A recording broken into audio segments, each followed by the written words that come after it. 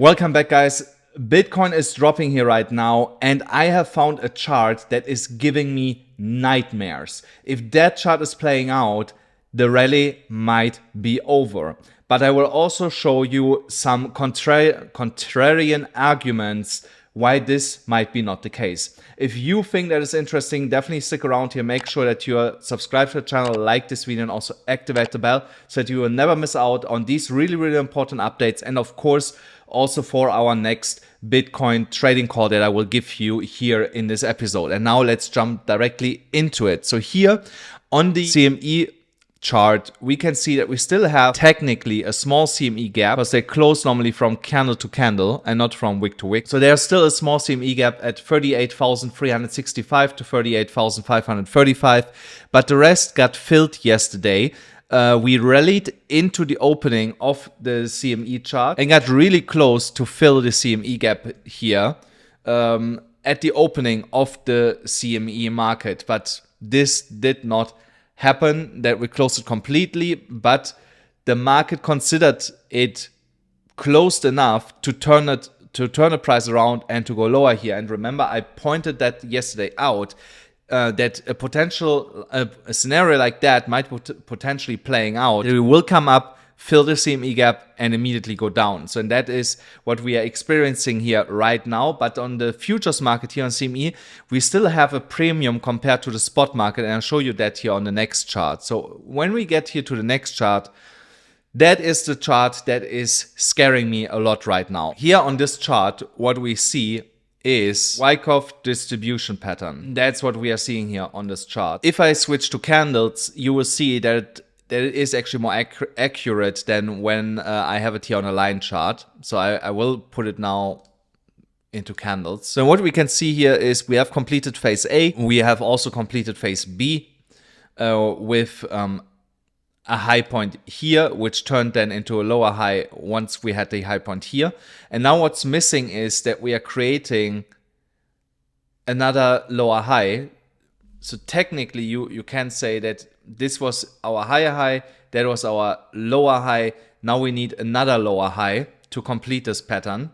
That looks something like this. And then we potentially go here all the way down, come one more time up, lower, into this area here, up, and even lower. If this distribution pattern is playing out, then we might be already on the way to $32,000 over the next coming weeks. And here, that area that we are in right now, phase C, is the distribution before we see a further drop, or let's say a further sharp drop to the downside. I will show you in a second some contrarian arguments why this might be not the case, so stick here around with me. But I want to give you all scenarios that are potentially happening here so that you are prepared for it. So where would I go short if, let's say, the distribution would be playing out and I would not be short already, so which I'm not. Once we are breaking here this BC level at $36,700, there I would go short. Because that would mean, so, but only if we got a bounce here before to the upside with a lower high, so lower than this high here.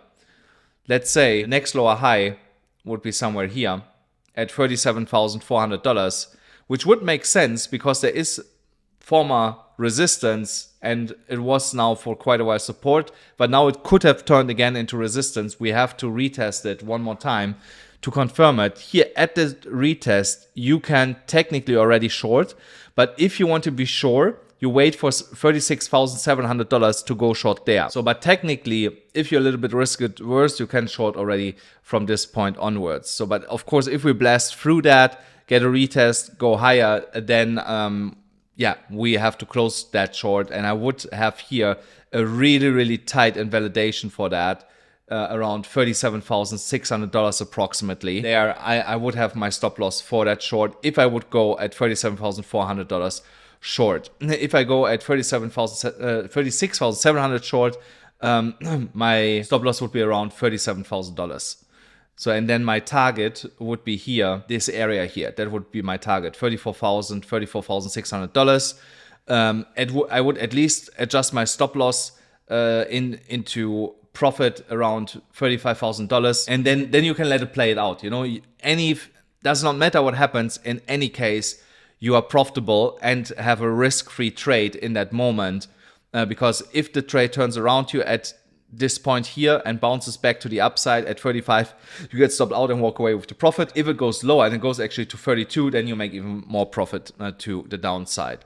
So that is if the Wyckoff distribution is playing out here. Now, when it comes to our fractal here on the daily chart, so we could be just continuing to follow this fractal here, where we go here all the way down to $36,600 approximately, and from there get a massive bounce into $43,000. So that is something that I also don't want to rule out. Mondays is normally a day, so if you did not know, on Mondays is the range forming that every single coin is mostly respecting over the week until we break it to the up or to the downside. So, but if we are not breaking to the up or to the downside, the price stays within the Monday range, between the Monday low and the Monday high. Here in that case, the range started at $38,000 for Bitcoin today. And now we're basically testing the low. How low can we go to form that Monday range? And then we will see throughout the week to which direction we are breaking, either to the up or to the downside. But I show you in a moment why I believe most likely we are going to the upside. Let me find here the right chart for you guys. Where is my liquidation chart? So I should have moved it over here. So when it comes here to our liquidation levels, then you can see that there's still more density above us. Nothing has changed here. The only thing that changed is that more people went over leveraged short. When we moved here to $38,000, $38,000 earlier today, you see that here more 100x and 50x short positions were taken, and hence these liquidation levels that we are seeing here getting also denser or more dense than before. From the liquidation levels, the most likely scenario is still or the most logical scenario is still to push to the upside, to grab all that liquidity going down here and grab all that liquidity, because moving the price into 34,000 all the way down to like $32,000 is way more painful for a market maker cost-wise than to push to the upside where everyone anyway wants to see it going. So because you have, when it goes to the upside,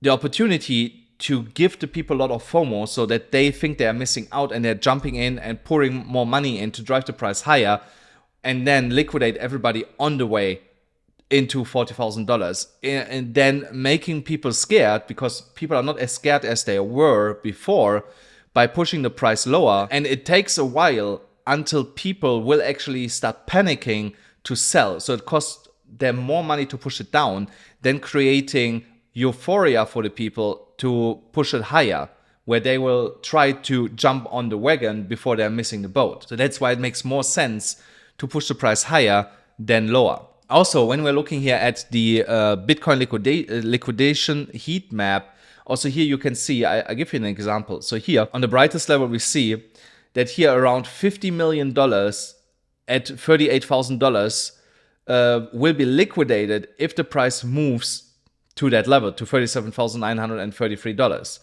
So now to the downside, we are really close to it here. Oh wow, to $36,700, there $45 million will be liquidated. So that was earlier not as much. So there must have been somebody big recently been coming in. There was a 10 million earlier when I looked. So, but again here, the whole liquidation area is over $150 million worth of liquidations, while here you have maybe, let me count quick, 10, 25, 45, 95, 153. So here is way more. Look here, if I would count all of this, it's mostly all over 10 million, 20 million. So this might be actually 250 million. So 250 million in short liquidations against, let's say, 150 million in long liquidations. There again, you see there is more weight basically pinned above us to be taken than to the downside.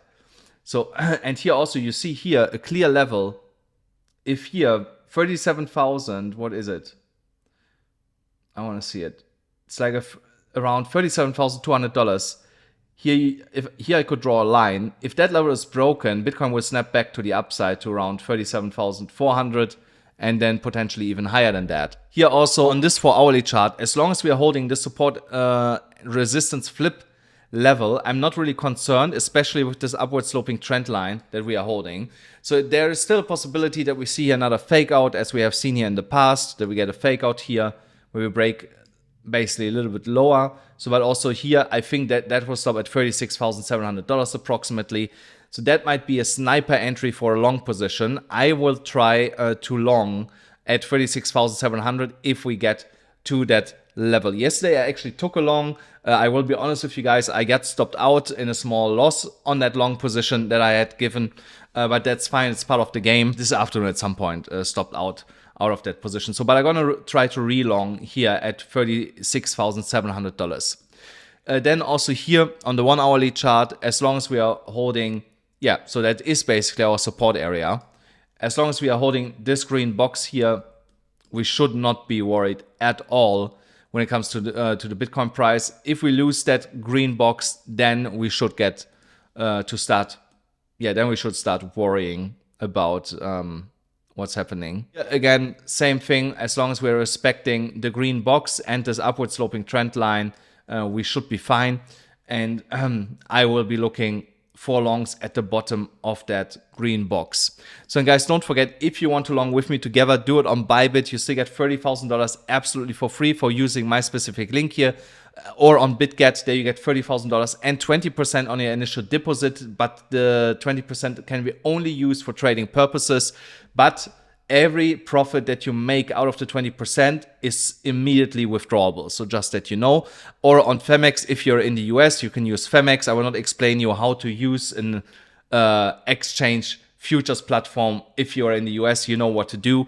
Then you can use Phemex. Phemex will allow you to trade in that manner. Then here on this daily chart, we have also still the possibility to touch here the EMA ribbon, and that is again coinciding with the $36,600 level. I start to sound like a broken record because that is the most significant level right now with the most confluence.